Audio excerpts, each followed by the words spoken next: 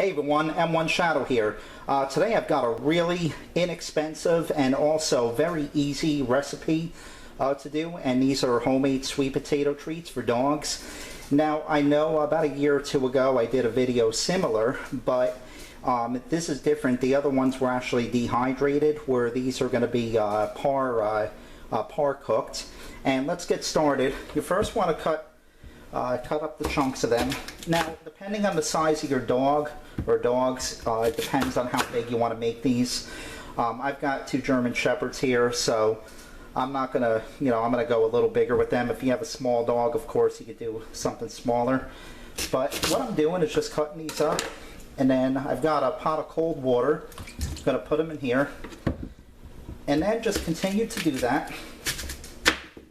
And sweet potatoes are really good. If you don't know, they for the dogs, they've got a lot of amino acids. Let's see, they're also high in fiber, and as you can see, also I'm not doing any any fancy cutting or anything like that. But as I was saying, they're high in fiber.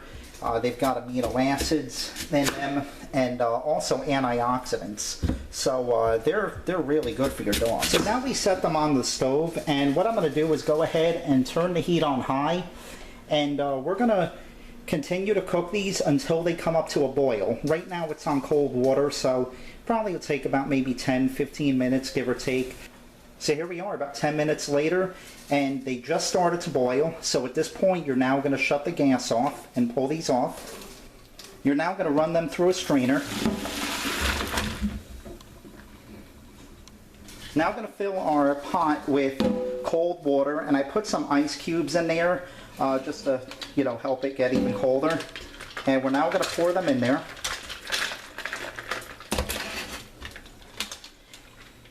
And what we're going to do is we're going to let them sit in here for about another maybe couple minutes, maybe 3-4 minutes, and then we're going to strain them again, and then we'll move on to the last part.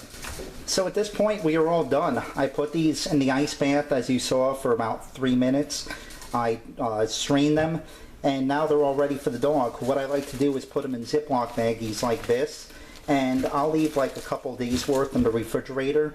And then if you want to make a big batch of these, what you do is you put the rest of these in the freezer and pull them about a day before, pull them out about a day before and put them in the refrigerator to use as needed. Anyway, I hope you enjoyed this video. As always, I do want to thank you all for watching, and have a good one.